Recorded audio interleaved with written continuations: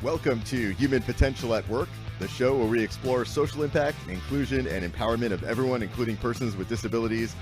Get ready to be inspired, hear success stories, and learn tips and principles for bringing out the best in everyone. And now, here's your host and CEO of RU Global Impact, Debra Rue. My name is Debra Rue, and this is Human Potential at Work. And my guest today is a guest I've had on before, and somebody that's very dear to me is David Perez. He is the Chief Financial Officer for RU Global Impact.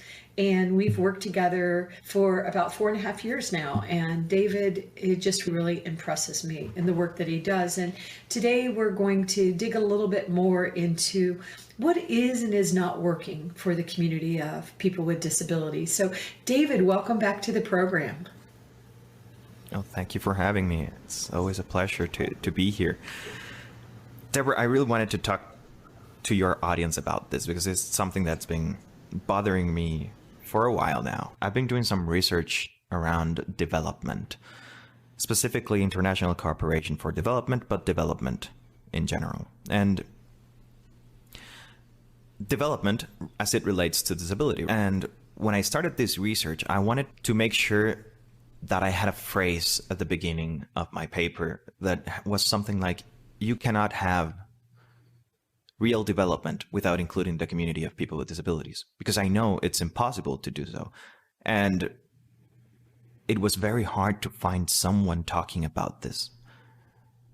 Even though we think we have made so much progress across the world in disability inclusion, I have to say the data is not backing that up. And the fact that we can't even find research that's talking about how development needs to include people with disabilities as specifically, they usually group them with other disenfranchised groups, then we're really far away from actual inclusion.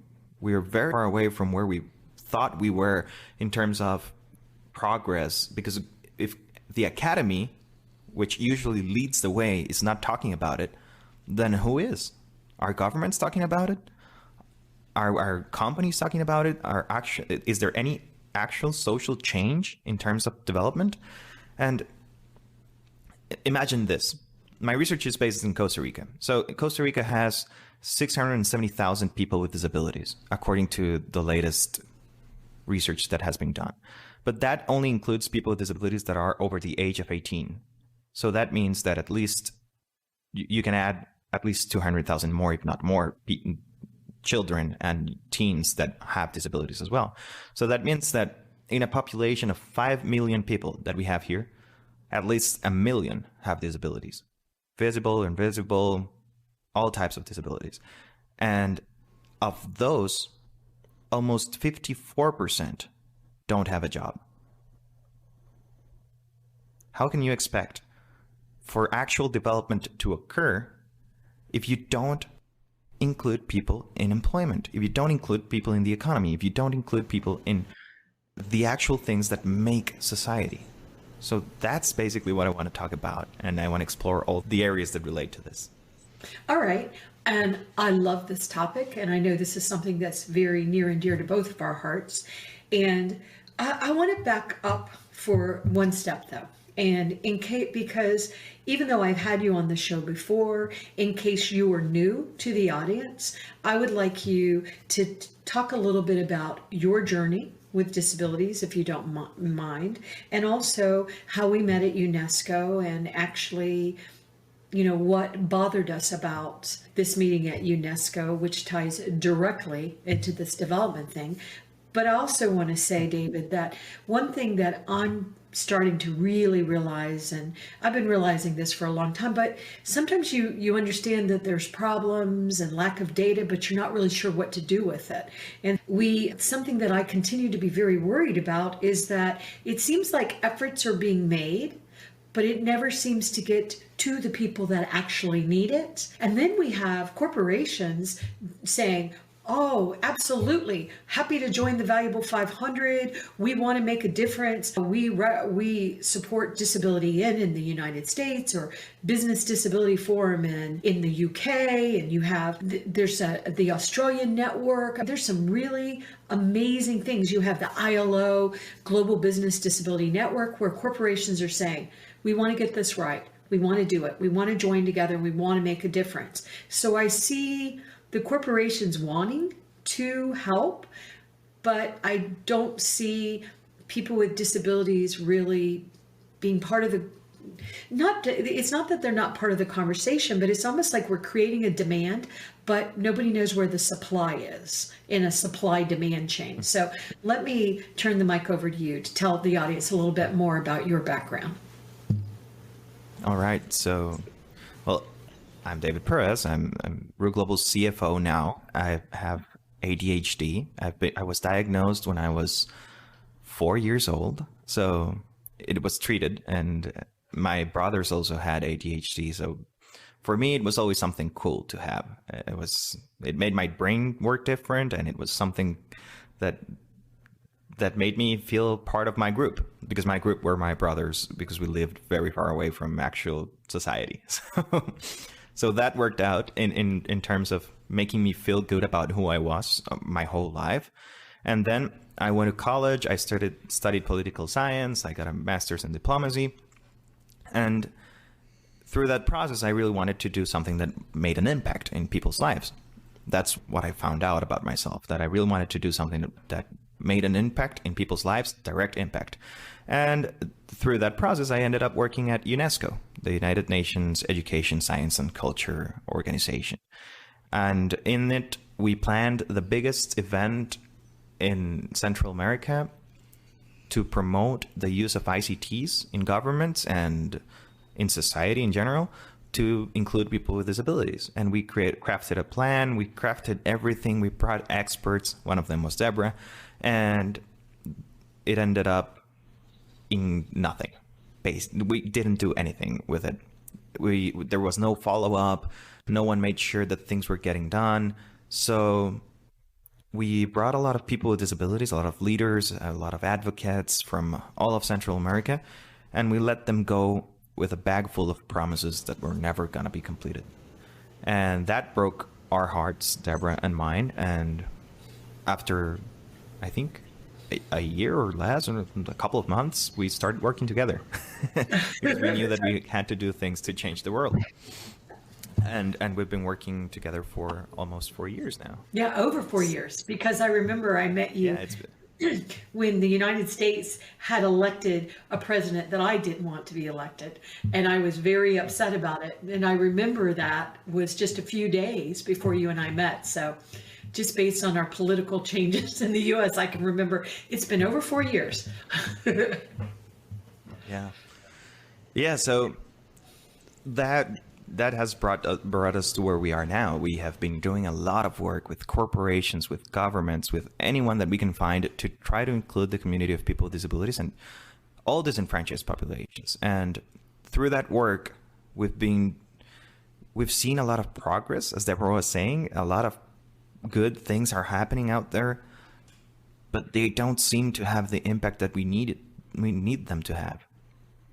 There's too many people with disabilities around the world that are completely unattended, still to this day. When we talk about human development, the concept of human development, we're talking about something that's more than just money. It's about giving full opportunity for the person to develop and be part of society in its full form. And we're failing so much the community of people with disabilities, because we're focused on, in Latin America and developing countries, we are focused on economic development, because that brings the trickle-down economics, right? If the people that have more are doing well, the people that don't have as much probably will do well as well. That's the theory. But what we have seen in practice is that inequalities have risen a lot. Why? Because you're not giving opportunities for everyone to participate on the same field. We're simply not opening up the door. And even though there are some efforts to open doors, there's not the link between the door and the person.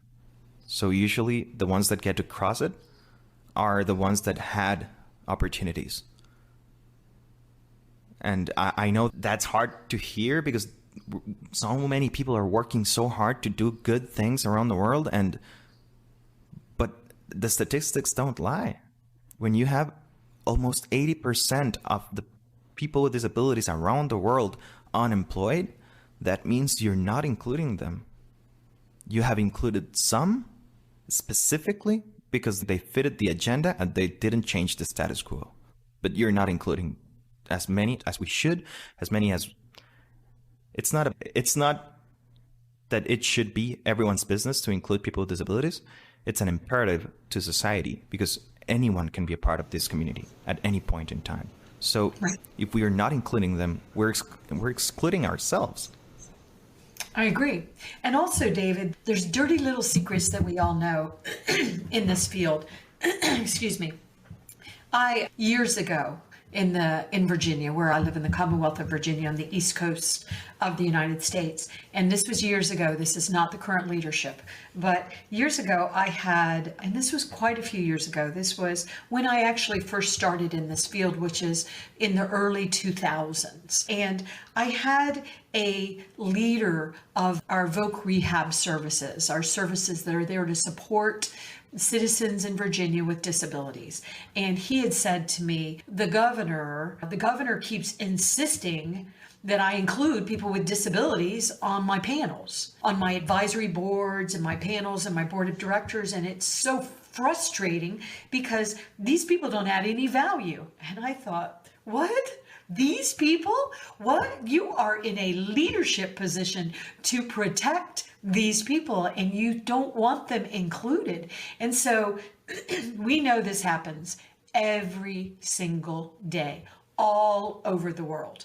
And we know it happens. We know that UNESCO wants so much to make a difference, for example, in other UN agencies, and they bring us all together and then we have a great conference, we have hope, and then nothing happens. And so over and over again. And also, David, I think a big part of this is the community hasn't come together in any way to really own who we are. I remember years ago, I thought, all right, what I should do is I should create a campaign with vote with your wallet. We are a buying resource and but I couldn't even figure out where to find the community. Now, what we've done at Rue Global is we've worked really hard to connect all over the world with the communities. So we actually know a lot that's happening in this community, a lot.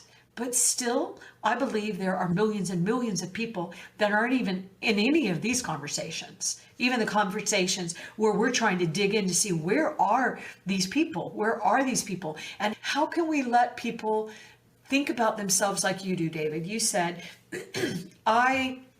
I liked having ADHD because it made me part of my tribe. Your tribe was your brothers had ADHD. Your mom was fighting the schools to make sure y'all were really meaningfully included. And we talk about that on one of the old episodes. I'll make sure we provide those links.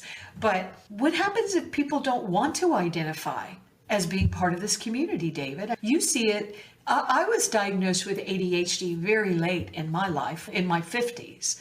And it helped me understand my quirkiness and my quirky personality a lot more. And it's like, oh, but I also, like you, thought it was cool and it explained a lot of things, even though with my ADHD, it causes me to have anxiety and depression as a byproduct of anxiety if I'm not careful, because I try to do too much stuff in one day because there's so much stuff to do. But I actually sometimes make myself sick with anxiety because I push myself so hard. I'm sure that never happens to you, David. It does. It definitely does. But I guess that the only way that people are going to start feeling like identifying is a good thing is when society starts accepting your identification. Because if there's a stigma around having a disability, you're probably not going to want to be part of the disability community openly, even though you have a disability or you look for accommodations in your workplace as much as you can but you don't want to tell your boss because you might get fired. They might start looking at you because you're probably not as productive as someone who doesn't have a disability. Or they might be afraid. That's true in any way. Right, that's what you're afraid of. True. That's absolutely not true. People with disabilities have the same potential as absolutely anyone else if the accommodations are there. And accommodations, as we have explored many times, are not as expensive as they have made out to be. I guess we need to start with information, but not only for the community, but for corporations. And I do believe that corporations have an incredible power in this because they are the base of our society here in the West, at least. We depend on them to get money, to get food, to provide, to participate in society, because if you're not working, you're just a bum, and all of those things. Corporations are there, and they have the biggest responsibility. But they also have to be able to find the people. So when we get those two things together, corporations looking for people with disabilities and people with disabilities looking to get hired, we're going to get an explosion of inclusion. Because then we're going to be giving tools to the people with disabilities around the world to actually be in the conversations. Because you cannot be in any conversation if you're living in poverty in any place in Latin America and you don't even have access to the internet and you have cerebral palsy. There's no way that you're going to be part of any conversation. That's absolute exclusion.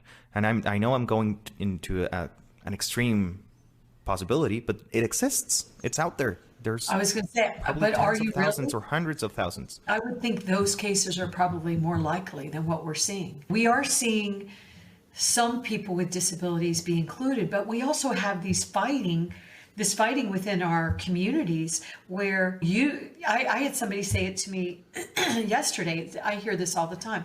Yeah, representation matters, which of course I totally agree with. And you need to have somebody at the helms of these organizations that look like they have a disability. Wait a minute. We as societies have decided, we have defined what it means to have a disability. We've defined it in the CRPD, the Convention on the Rights of Persons with Disabilities, or in our Americans with Disabilities Act here in the States. We have actually defined what it means to have a disability. And because the UN was involved with that, and most countries have signed and ratified it. The US has signed it but not ratified it.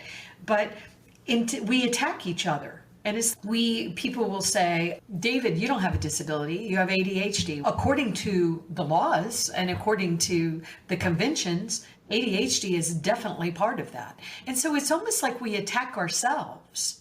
And it's, no, you're not disabled enough. And I remember my daughter who has Down syndrome. I remember she applied, there was a really cool program and we applied for her to attend it because there was only a certain number of people that could attend. And she didn't make the cut because in that case, she was a little bit more cognitively advanced than some peers. And so I thought, so she's not disabled enough? And we send all these mixed messages to these families and these individuals, and as you said, and then we're trying to look at it through the lens of development when societies can't seem to decide who is even part of our group. And and then we're using all kind of language that the more vocal people that are in these conversations say, no, I don't like that. No, don't call me that. No, call me this. I want to be known as a disabled person. No, I want people first language. No, I want to be, and it's, I know the corporations sit back and they are so confused. They are so confused. And I just believe that, and I know you believe this as well, David, that we really got to come out in society and own our lived experiences. I am proud to say I'm a woman over 60. I'm proud to let my hair go gray because the reality is it's gray, but why not have some fun? I'm artistic too, so I'll put a little purple in there. And should you look at me, I had a woman say to me, and I know, I'm a woman, I know that she meant this real ugly, but she said to me, she saw me, Well, before COVID, she saw me at a local festival, and she's, "Oh, are you channeling your inner 13-year-old, Deborah?" And I knew she was insulting me, and I said, "I am." And my 13-year-old is loving my purple hair. And the really cool news about it is, even though I'm actually 60, I get to decide what color my hair is. And I don't really care who else likes it or not, doesn't like it, because I knew she was being ugly to me. And then she laughed, and she's like, "Oh yeah, that's a good point." But we disenfranchise each other subtly all the time. And if you're a person with a disability, it's not even subtle. Mm-hmm.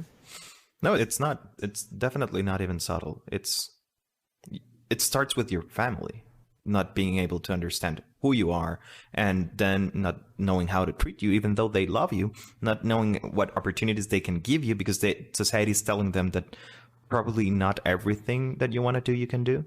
So it's frustrating, because we have to fight so many years of misinformation, of society treating people with disabilities as second class or third class citizens. But we do have the legal framework to do it now. Because in the 90s, when the CRPD was created, every single country in Latin America created laws to protect the rights of people with disabilities. There's actually a paper from CELAC that's titled "From Legal Recognition to Real Inequalities." Because that's what happened. We legally recognized rights and then forgot about them. And we didn't give these people the tools that they needed to protect their own rights. Inclusion is just a buzzword in many cases. And that mindset needs to change, and it will only change with a lot of education, a lot of awareness, a lot of effort, but also with a lot of action, actual action, not signing a document and saying we're going to do things right now. No, it's actually including people with disabilities in conversations. It's actually including people with disabilities in video games. It's actually including people with disabilities in media. Things need to change from the ground up for people to be accepting of everyone as they are. Because that's what we're looking for. In our show 3D View, we have an episode on identity, on owning who you are. And I think that's key. People need to understand that who they are is not a bad thing ever. It's who no matter what anybody else says. It doesn't matter what anybody says. And we often go around telling people they're broken.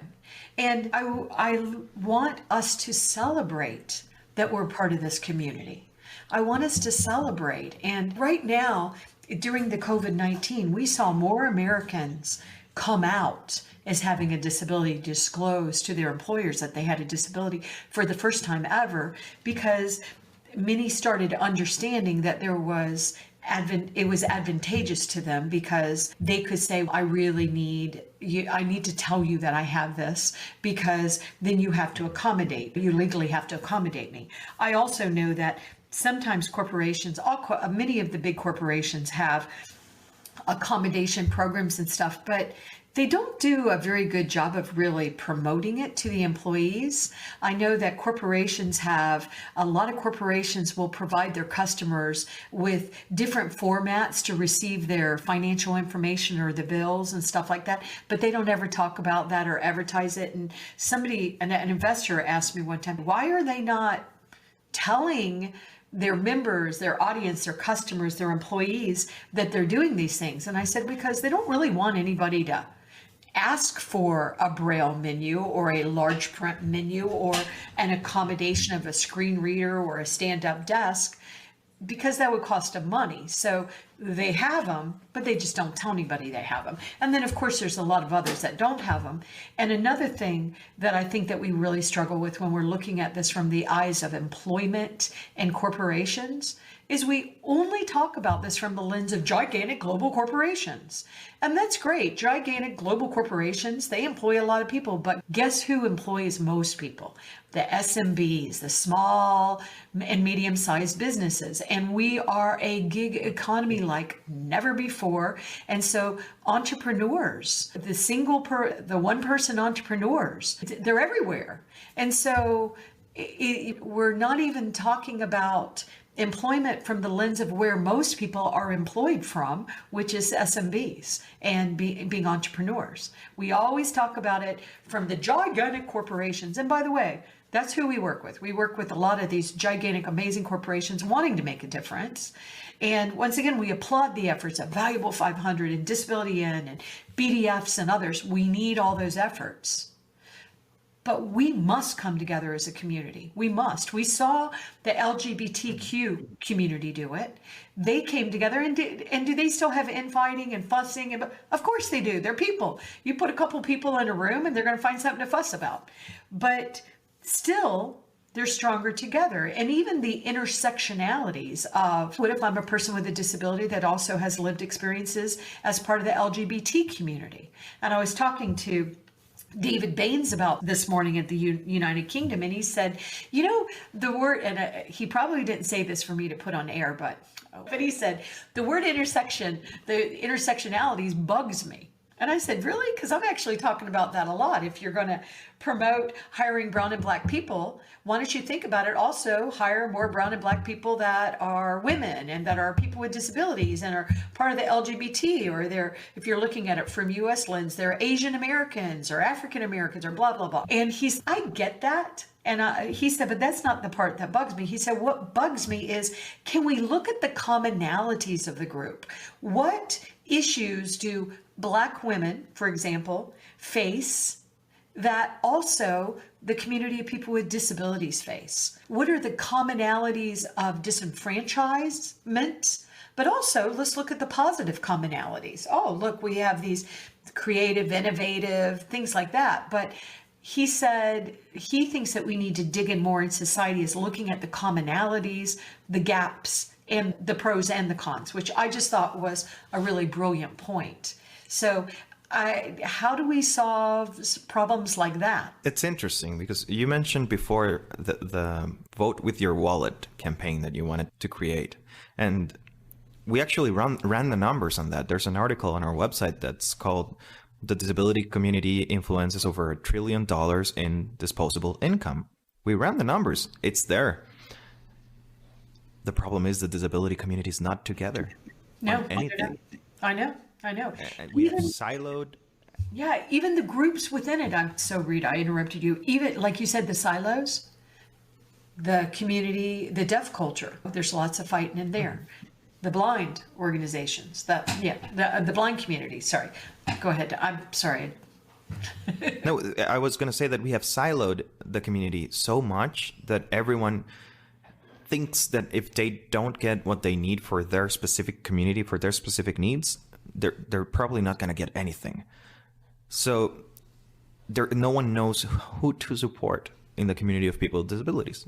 So you look for allies and you find allies of a specific silo in the community instead of finding allies and champions for the disability community, which the LGBTQ plus community actually did was they put everyone under one single banner, love. And I think the only solution that we have as a community of people with disabilities is to put everyone under one single banner. That's inclusion. And that's not gonna be, if I include this group, then how do I include this other group? No, inclusion includes everyone.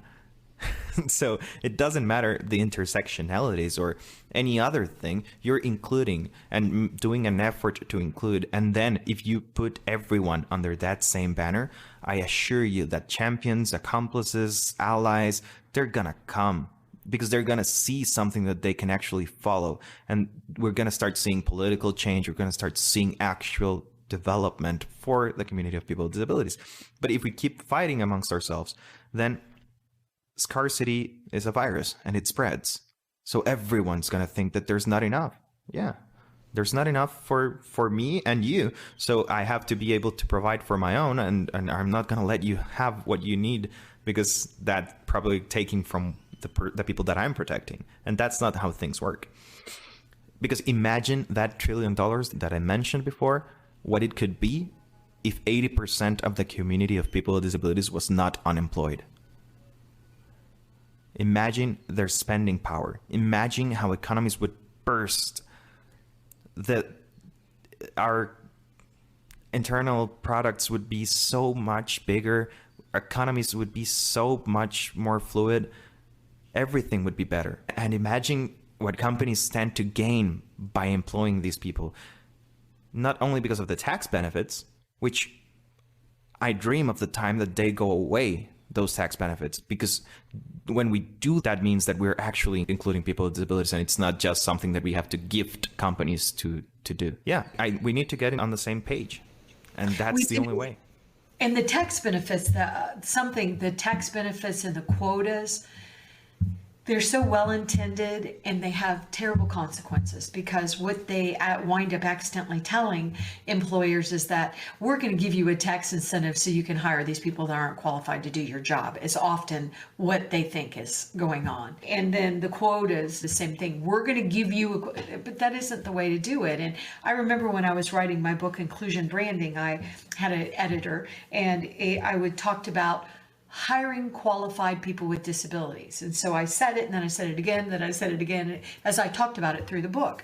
And the editor said, Debra, you said it the first time, you don't need to keep repeating yourself over and over again. And I said, no, actually I do. I do need to keep repeating myself, because what our community often tells employers, corporate employers and all employers, is you need to create jobs for us. You need to include us. And it sounds like we're saying, we don't care if we're qualified to do your jobs or not, or just create positions for us. But that's not how employers work. Employers don't just create positions for audiences or groups of communities. They create positions they actually need to get the jobs done. And so we're putting in, and I'm not feeling sorry for the corporations, but society is actually saying to corporations, you need to solve all these major social issues that we don't know how to solve ourselves. And many corporations are stepping up, but you know what? I don't want to do that in society. I worry about corporations making all these major societal decisions for us. And I actually think society should be making these decisions. Now, of course, if you're working for a corporation, you're an employee, you are part of society, but it is not Capital One or Amazon or Microsoft's job to fix this for us. We have to have the will and the want to fix this. And then you talk about development. And why are we funding programs that don't really have impact? Why are we funding programs that just take information that's already out there and recycle it? I see that all the time. We just recycle data we already have. It didn't get out to the right people the first time, and it's not going to the 15th time you do it. And a ton of money is being spent all over the world that is just wasted and never ever fully gets to the community. Ever. And most money that's spent is not having positive impacts on the community, which is very sad, because I know in the States we're spending billions of dollars on making sure that people with disabilities are included in all kinds of different ways. And yet still what we saw during COVID-19 was, we saw this in the UK and other countries, if you're a person with Down syndrome and there's competition for the incubators, you're not going to win, for example. And of course, the community of people with disabilities were the ones that were hurt the worst. And people might say, that's because they're all broken. No, they're not.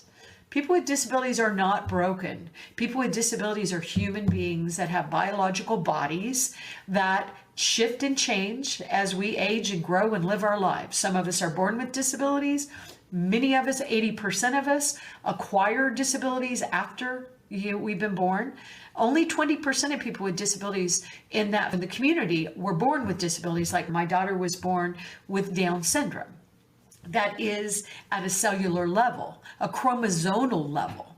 But my husband wasn't born with a disability, but he was hit by a car when he was 11, and it crunched his brain. It killed him on the spot. And as he aged, I didn't think of him as having a disability, even though I knew he had sustained a major traumatic brain injury.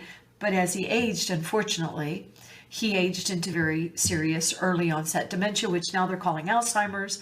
And that's a very sad walk, but sometimes it can be a sad walk when you're a human being. You just got to look for the rainbows along the way, the light along the way. But so David, how in the world do we get our hands around it when we have, because the reality is we do have major problems, and then we openly fight with each other on social media and say, oh, you're not disabled enough. Somebody said to me yesterday, I keep seeing people leading that don't look like they have a disability. I challenged this person, which is a person with a disability, a physical disability that can be seen. And I said, how do you know the person that you're pointing to doesn't have a disability?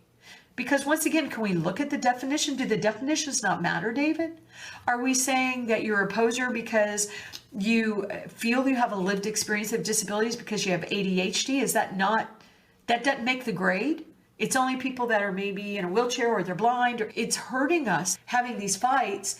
And wouldn't it be wonderful if there was a place that we could come together and really have these conversations, these rich debates, really have and talk about what it is. It's who, if you don't believe that people that have invisible or hidden disabilities should be part of our community, then we should actually legislate the laws, the definitions be changed.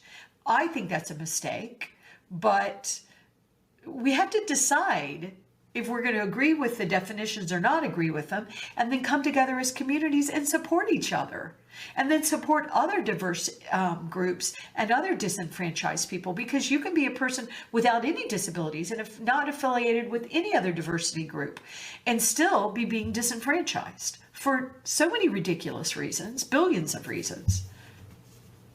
Yeah. Dr. John Deloney says that whenever resentment enters a conversation or a relationship, everything's lost.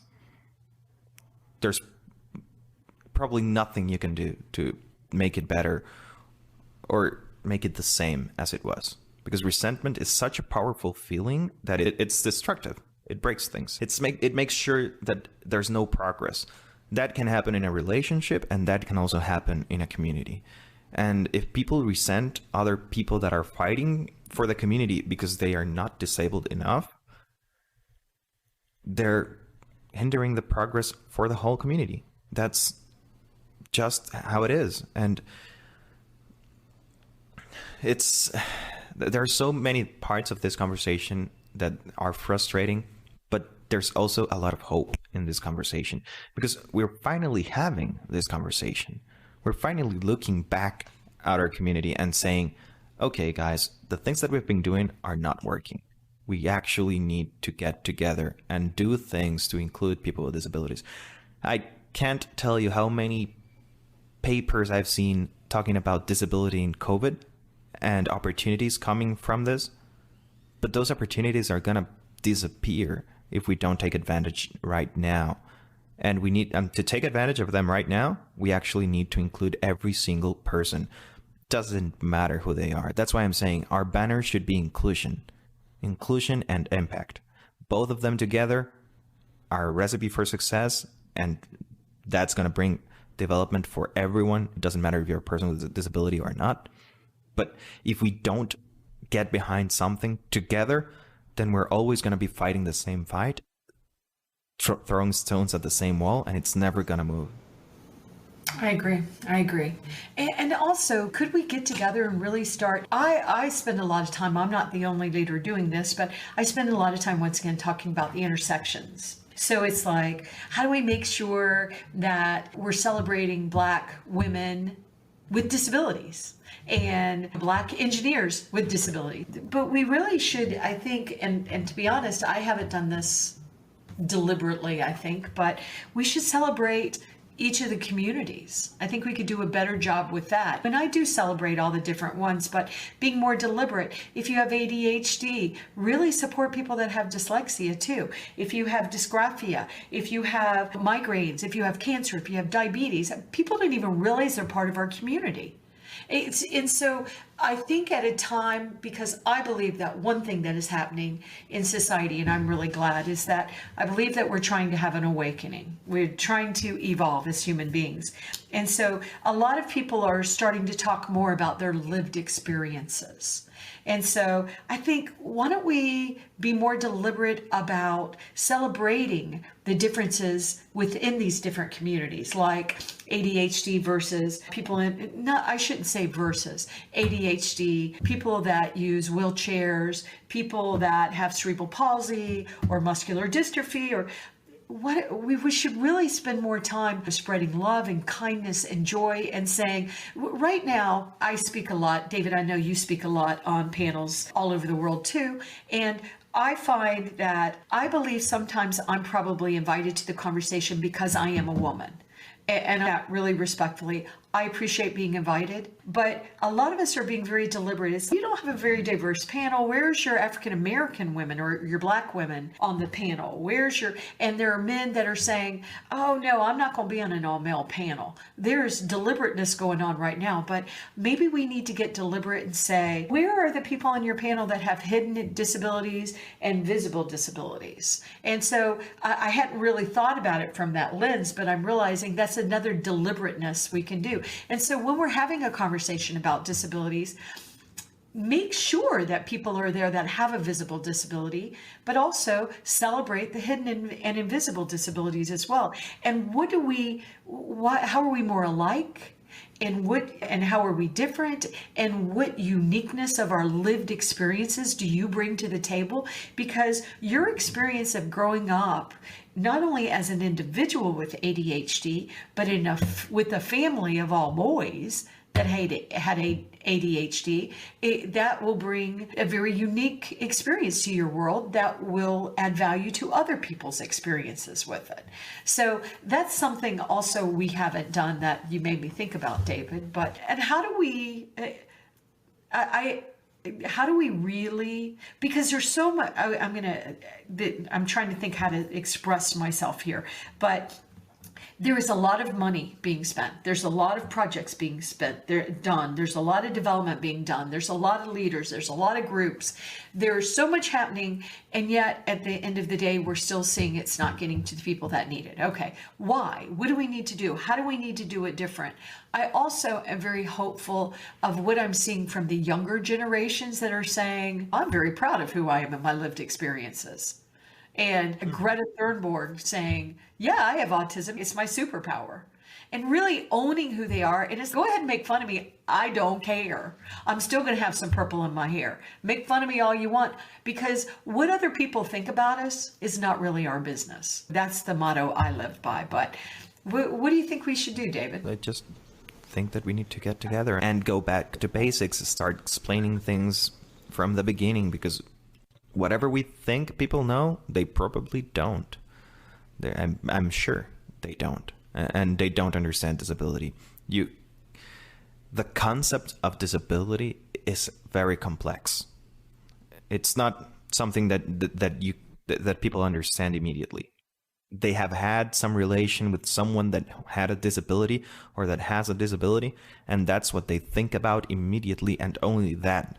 So we need to expand minds.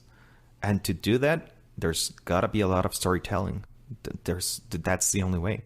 We need to get out there on TikTok, on Facebook, on Twitter, start telling people who you are, how it has affected you, how it has helped you, how everything. And then we're going to start seeing some change. It's not going to be immediate. It's not going to be magical, but it's going to be something. And progress is what we need, because as we started this conversation saying, progress is what we don't have. Yeah, it's very sad to say what I'm about to say, but it is true. We've had the Americans with Disabilities Act over 30 years, but the unemployment rate for people with severe disabilities in the United States has never been higher. Even 30 years ago, it wasn't as high as it is now. So it almost feels like we're going backwards. Now, our society was growing larger. Sadly, we've lost a lot, 500,000 people in the United States recently due to COVID-19, if the numbers are right. I'm not even going to go there, but still, A lot of families have been impacted. A lot of families I know, we've suffered losses, lots of losses, very sad.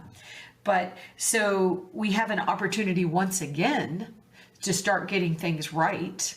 But I think the biggest thing that we could do is bring our community together in a way that is not backbiting. I've had people say to me multiple times, I've never dealt with, your community is vicious with each other. They're so mean with each other. And there's a lot of ugliness in our community and backbiting. But I think that sort of happens once again when people get together. So I don't think the disability community is any worse than any other community, but we need to be better about playing nice in the sandbox. We also need to focus more on the collective consciousness as opposed to just ourselves. I'm going to get what I need to get. No, too bad if you don't. So I think we have the opportunity with that. But it feels if we came together to really start celebrating what we're more alike than different in, and also celebrating the differences and seeking to understand and making sure that also that everybody's included. Because when I first came into this field, I was told my work was not needed because I was just a parent. And I thought, how can you say my work is not needed? I want to help. And so people are told that all the time in our community. Oh, you're not disabled enough. Oh, you're just a parent. Oh, you're just this.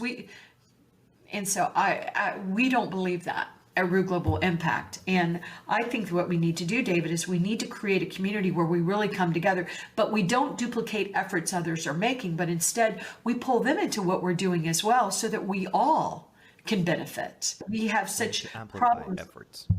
Yeah, we do. We do need to do that. And I think there's a lot of ways we never could do it better than we can do it now. We have so many wonderful tools. We have society wanting to do better. We have corporations wanting to help because they hear that the sought after employees they want, like you, David, they want you. Double master's degree, brilliant, smart, and lived experience with ADHD. They want you, but they can't have you, David. Oh, sorry. Please don't leave me, David. Oh, just sort of, not really kidding. But it's time to celebrate. It's time to celebrate who we are and stop telling people they're broken because, or you can't come in, or it just doesn't make sense the way we've been behaving.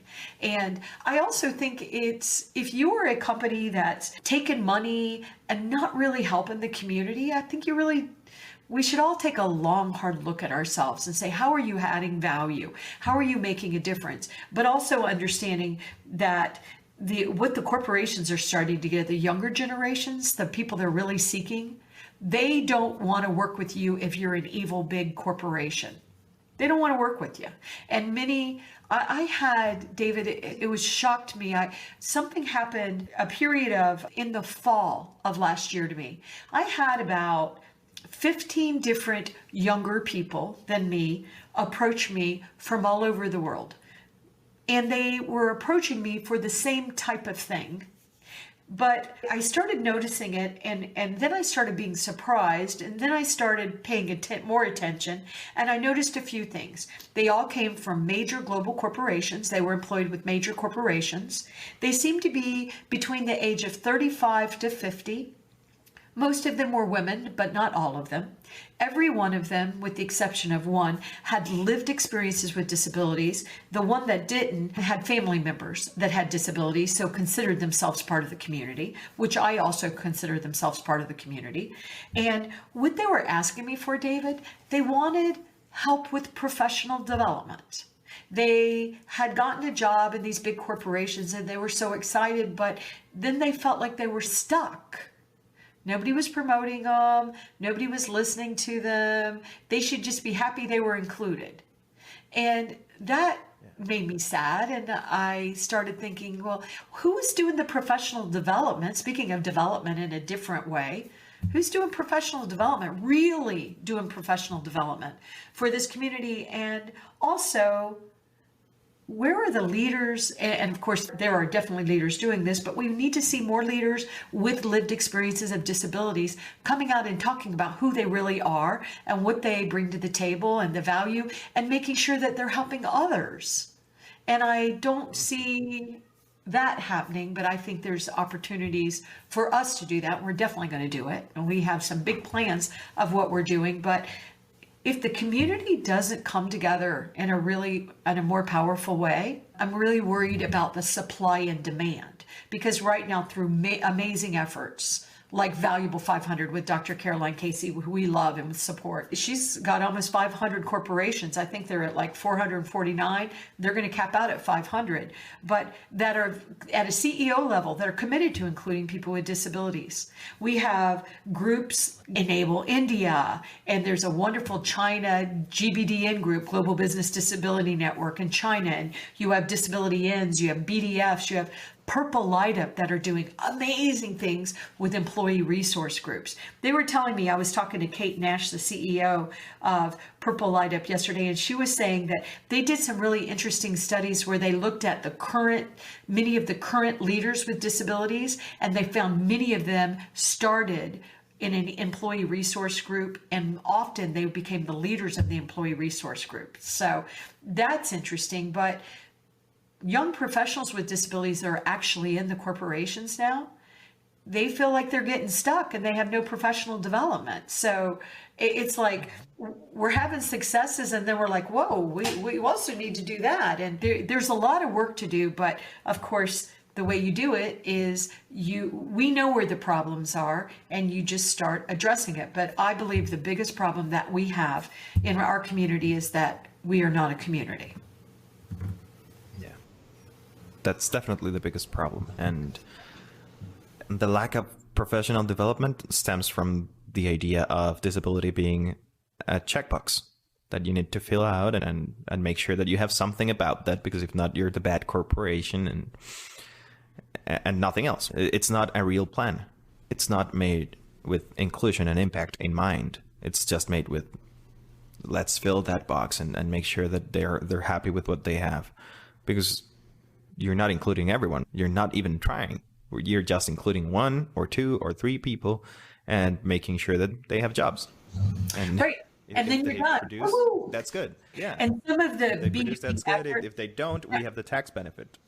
That's right. But I will tell you, most of the companies in the United States do not take the tax benefits. They think it's way too much trouble. It's not even worth it to them. There are some examples, but there's not a lot of examples. Now, in other countries, it's different because we're tracking all that too. But I see that I get mad at business to business corporations or B2B that are trying to, and I understand why they're doing this. They're trying to give the companies the check boxes so that the companies can say, woohoo, done. And I'm not going to be ugly and mention one that I particularly don't like, but there's one that's very popular in a developed country that is actually being used against the community in lawsuits and stuff like that. And they're saying, wait a minute, they say we're 100%, we're done. But you actually can be 100% and not employ one person with a disability. Your websites aren't accessible. Your HR portals, which we have to get to apply for a job with you, they're not accessible. And so I resent that there are check boxes going on, because then these corporations think they're done. And I understand this is so complicated. Y'all need to make this easier, Debra. Life is complicated. And you're a $1 trillion corporation or a $1 billion corporation. And sorry, I don't feel sorry for you, because you actually should be seeking candidates with disabilities because they have different lived experiences. And we know that different lived experiences can lead to innovation and creativity. And so there's all these different aspects of, you want to really hire talented people, but you don't want to hire people that all look and think the same, or you're going to get it. You're going to get what you are expecting. Everybody's going to think the same, and that might sound beneficial, but it's not, because that's not how you solve problems. Not to mention, at some point, your employees need to look like your customers. That's one thing I always loved about Disney. At Disney, it would say, they would have the little cast tag that would say where they were from. And they were very proudly displaying that I'm a cast member from Iran, or I'm a cast member from Colombia, or I'm a cast member from the Middle East, or whatever. But they also Disney was doing, at the time, they were doing a very good job about including people with disabilities, cast members that were having wheelchairs. That's dated information. I'm hoping they're still doing a good job, but I haven't looked at what Disney's doing about employing people with disabilities and including people in a while. I just haven't looked at the lens, but for a while they were doing some really cool, interesting things. Also, what is discouraging, though, David, is that what I see is that companies will be doing really amazing things, and then the leader leaves, and then the program just falls apart. I've seen that many times. So that's why I'm saying they were doing really good, but I know the fellow that was running it has retired, and I haven't seen who else is doing it. But I always say to these corporations, if you're not doing it from your geo footprint, it makes us wonder what you're doing. But regardless, efforts are being made, money's being spent, things are being done, but the community is not having positive social impact from the efforts. That's the reality. And that's the reality. For it to change, we need to work together. We just need to work together and be better and do better with the resources that we have and the resources that we're given. Make sure that they all impact the community at some level. And if it's not impacting the community, then change the plan. For God's sake, it's not that complicated. Just do the right thing. I agree. And I will say that we are planning something at Rue Global Impact, and we can't disclose it yet, even though it's killing me, but we have an idea of how to start solving some of these problems and bringing us all together. And so if you are listening to this program and you like what you hear and you agree with what David and I are saying, drop us a line. Drop us a line. It's very easy to get hold of us. We're on LinkedIn, we're on Twitch, we're on Twitter, we're everywhere. Or you can go to our website, ruhglobal.com. We're on YouTube, Debra Rue Global. So there's a lot of ways to get with us. But if you agree with us and you think that we could do better if we came together and we collaborated, and you want to be part of what we're going to build, we want to hear from you, because we do believe that we're all stronger together. But we also have come to realize that if this community doesn't come together in a vocal, empowering way, we're going to continue having these very sad conversations about the lack of progress. And it is not fair to all the people with disabilities that need us all to show leadership. And if you're listening to this podcast, thank you, thank you, thank you. But at the same time, you're a leader because you're taking the time to educate yourself.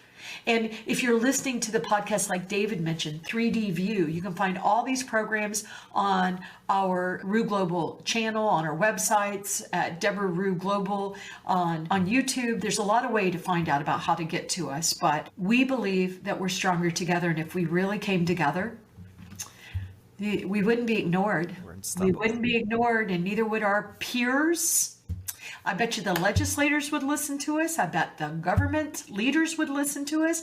I bet the corporations would listen to us. I bet society would listen to us.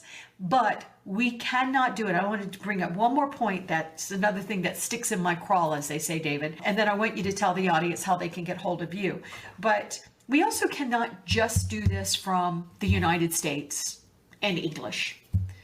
Believe it or not, a lot of people, not me, speak other languages other than English. And I'm so lazy because I go to other countries when we could, and they were always so kind saying, let me practice my English. And it's no, make Debra speak Spanish, make Debra speak Arabic, make Debra speak Chinese. That's not going to happen. But so everything can't just happen from a US lens or from an English lens. We actually have to understand many people speak Spanish. And that's another barrier to entry into real society, into employment, is if you don't speak the right language. And David, I was just wondering, as somebody that is in Latin America, and I'm sorry, but often when I'm in these global things and I'm looking around at who's included, I often see Latin America across the board not being included, which is, in some ways, I don't understand, but I see it. We'll remember to include Africa, we'll include the Middle East, Europe and UK, US, always invited, Australia, but I don't see your countries being included. I also don't see China being really meaningfully included. Also, even India is not. It feels like a lot of conversations are happening in the US and the UK, and thank goodness yay, and Australia. But I was just wondering if you were seeing some of those same lenses that I'm seeing. Yeah, no, there are certainly things happening around here in other languages, but in general, I guess people think Latin America is doing well enough, so they don't need as much help as others, or I don't really know the reasoning behind it. But yeah, language is a big barrier. A lot of people don't feel comfortable trusting technology yet to translate what they're hearing or what they are reading. So they decide not to even look for information in other languages. And that's okay. That's a good thing. They don't have to. Information should be available for them in any language. If we're trying to actually make progress globally, we need to make sure that everyone is included, and that involves language and that involves culture. And you're going to have to play with both, and you're going to have to do both. But if you do it right, it's all about inclusion and impact. It's not about anything else. It all boils so down hard, to David. inclusion and impact. It's so hard. Yeah, I don't care. These are lives we're talking about. It's not easy. Lives. No, it's not. But so what? But it has to be done. It